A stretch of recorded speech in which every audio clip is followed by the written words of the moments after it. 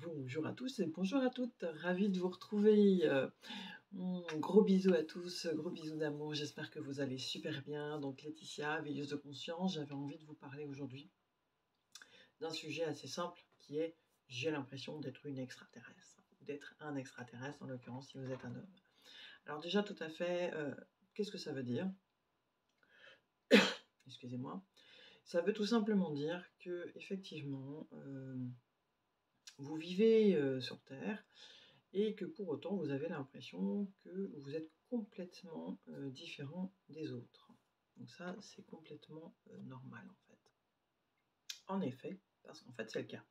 Vous êtes bien un ou une extraterrestre. Pourquoi? Parce que vous fonctionnez différemment, parce que c'est vrai qu'il existe plusieurs mondes et que parfois on ne vient pas toujours d'une incarnation humaine juste avant. Donc on a vraiment ce ressenti qu'on est dans un espace qui ne nous correspond pas, parce qu'effectivement, ça fonctionne complètement différemment. Donc du coup, on se dit, oui, alors je suis peut-être folle ou fou, les gens ne m'aiment pas, les gens ne comprennent pas, mon entourage ne comprend pas ce que je ressens, comment je vais faire, qu'est-ce que je vais devenir, etc. etc. Et finalement, c'est descendre direct aux enfers, parce qu'en fait, on fait tout sauf s'occuper de nous finalement, sauf se demander, bon alors ok, moi je suis comme je suis peut-être un peu décalé par rapport aux autres, mais après tout, on s'en fout. Qu'est-ce que j'ai envie d'être? Qu'est-ce que j'ai envie de réaliser dans cette vie? Et là, c'est super important parce que quand vous ne vous posez pas cette question-là, ça veut dire qu'en fin de compte, non seulement vous vous sentez comme un extraterrestre, mais en plus vous vous incarnez même pas. C'est l'incarnation, ça veut dire que vous acceptez pas de vivre votre vie d'humain là, maintenant, ici, tout de suite. Et ça, bien évidemment, ça va être très douloureux pour vous toute votre vie si vous ne faites pas l'incarnation, si vous vous incarnez pas complètement dans cette vie-ci, si vous acceptez pas finalement cette vie. Donc là, du coup, vous aurez compris qu'il faut accepter. L'acceptation, de toute façon, c'est la clé. C'est la clé de tout.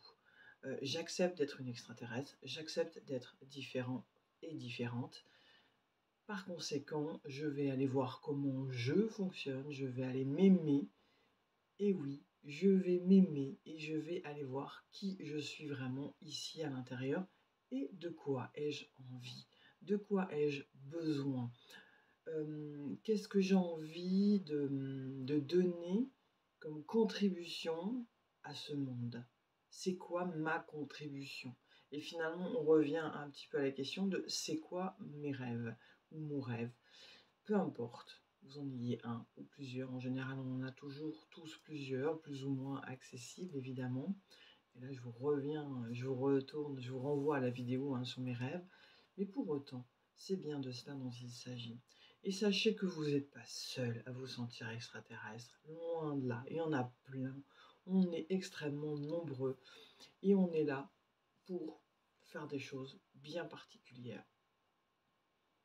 Donc, si vous avez envie de prendre votre vie en main et de mieux comprendre qui vous êtes, vous pouvez aller écouter des vidéos, aller voir des personnes, peut-être même me contacter, puisque évidemment je peux vous aider là-dessus.